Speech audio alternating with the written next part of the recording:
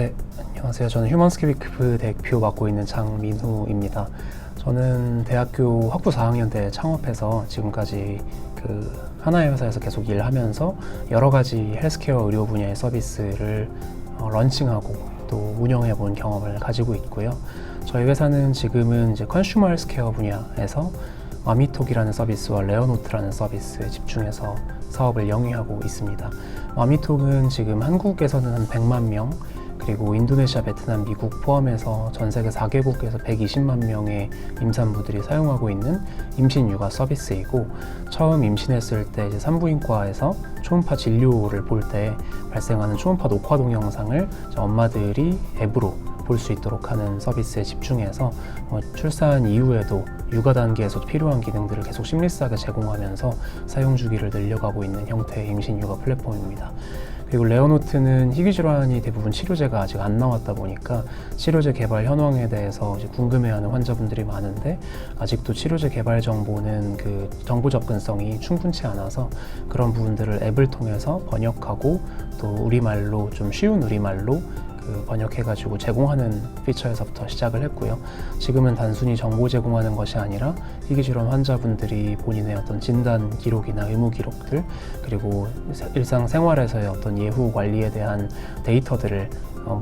레어노트 앱을 통해서 업로드하면서 수집을 하고 있고, 이런 데이터들을 잘 수집하고 가공해서 또 상업화 단계에서 그 데이터를 필요로 하는 글로벌 제약회사들과 협력하면서 비즈니스를 전개하고 있습니다. 네, 아무래도 저는 학부에서 경영학 전공을 했는데 의료 분야에서 또 헬스케어 분야에서 사업을 하려다 보니까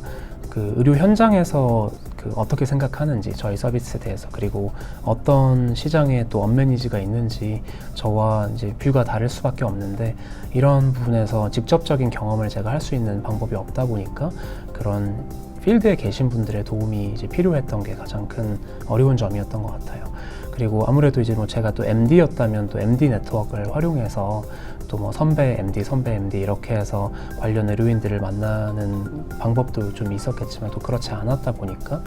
또 저희 서비스 사업에 또 도움을 주실 수 있는 분들은 임상 경험이 좀 상대적으로 많은 분들이 필요했는데, 그런 분들을 만나기 쉽지 않았던 게 사업 초기에 가장 어려운 점이었고, 또 의료 헬스케어 분야, 특히 환자나 의료인을 대상으로 하는 사업의 경우에는 이 의료인 분들의 의견을 듣지 않고 사업을 추진하기가 상당히 어렵습니다. 왜냐하면 일단 비즈니스적으로 고민해서 시장 관점에서만 고민했을 때 필요하다고 생각하는 것과 실제 의사결정권자, 의료기기든 또 의료 콘텐츠 서비스든 의사결정권자인 의료인들이 생각하는 니즈의 갭이 실제로는 굉장히 크기 때문인데, 이런 부분들을 직접적으로 자문을 지속성 있는 구조로 구하는 어떤 방법을 만드는 게 스타트업 입장에서는 굉장히 어렵죠. 그래서 이런 부분들이 성장하는 단계에서 가장 저희가 겪었던 페인 포인트였습니다. 일단 1차적으로는 앞서 페인 포인트 설명하면서 말씀드렸던 것처럼 지속성 있는 구조가 있어야, 이제 사업이라는 거는 어떤 좀 날카로운 하나의 서비스로 문제를 풀어간다고 생각할 수 있지만, 처음 시작한 아이디어나 서비스를 가지고 쭉 큰 회사가 될 때까지 성장하기는 굉장히 어렵거든요. 여러 가지 크고 작은 피버팅을 해야 하고, 여러 가지 필요한 피처들을 붙여나가면서 시장의 문제, 해결할 수 있는 문제도 커져 나가는 게 이제 일반적인데, 그렇다 보면 처음에 저희가 시장에 접근했을 때 단편적인 질문과 답변을 해결하는 거는 할 수 있을 거예요, 어떤 회사들. 그렇지만 또 회사가 성장하면서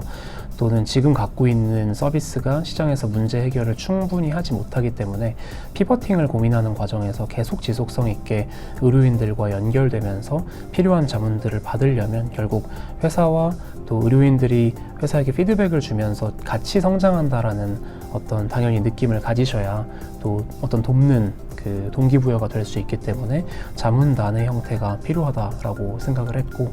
지금도 훌륭한 분들이 많이 지금은 도와주고 계시지만, 초기에는 굉장히 이 자문단을 구성하는데 이제 어려웠던 것 같습니다. 일단 상장사나 이미 많이 알려진 회사에서 이런 자문단을 구축한 사례들은 많지만 저희 같이 작은 규모고 사회적으로 또 시장에서 검증이 많이 되지 않은 그 회사의 자문단이 되는 것들은 또 의료인들 입장에서는 또 반대로 리스크이기도 하거든요. 그래서 그런 부분들을 좀 많은 시간을 들여서 공을 좀 들이면서 구축을 해왔던 것 같습니다. 네, 지금 저희가 사업화하고 있는 것들 대부분에 사실 도움을 받았고요. 일단 프랙티컬하게는 환자 대상으로 하는 서비스, 산모 대상으로 하는 서비스다 보니까 그 엔드 유저에게 필요한 콘텐츠들이 있는데 이런 의학적인 콘텐츠들은 사실 저희가 뭐 구성하는 것들은 얼마든지 할 수 있죠. 지금 뭐 챗GPT도 발달했고 콘텐츠를 이제 어그리게이트해서 저희가 정리하는 것까지는 저희가 할 수 있지만 이게 정말로 환자분들이나 산모들에게 리스크가 없을지 결국 이게 책임의 영역으로 오게 되면은 의료인이 결국 감수를 해주셔야 되는 부분이다 보니까 실용적으로는 그렇게 컨텐츠들을 직접 재구성하고 감수하는 데 많은 도움을 주셨고요. 그리고 이 부분뿐만 아니라 앞서 말씀드렸던 것처럼 제품을 출시하고 또 피버팅하는 과정에서 실제 필드에 있는 분들이 결국 의사결정을 하는데 이게 의료인의 시각으로 어떻게 보이는지 얼마나 이게 그 유용한지에 대해서 좀 직접적인 의견을 받았던 게 저희가 사업을 확대하는 데 굉장히 많은 도움이 되었습니다. 네, 저희는 글로벌에서 성공하는 게 비전이고요. 근데 글로벌에서 성공하는 방법에는 굉장히 여러 가지가 있을 수 있는데 제 개인적으로도 그렇고 저희 회사가 지금까지 사업을 영위하면서 느끼고 믿고 있는 점은 한국의 의료 네트워크나 의료인들의 어떤 임상적인 경험 그리고 지식 수준이 전 세계 어디에도 뒤떨어지지 않고 가장 앞서 있다고 저희는 생각을 해요. 그만큼 좀 컴팩트한 시장이고 뭐 의료 전달 체계가 또 만들어낸 결과이긴 하지만 이런 의료인분들과의 저희가 같이 합작을 해서 만들어낸 어떤 한국 시장에서의 어떤 컴팩트한 성공적인 모델들이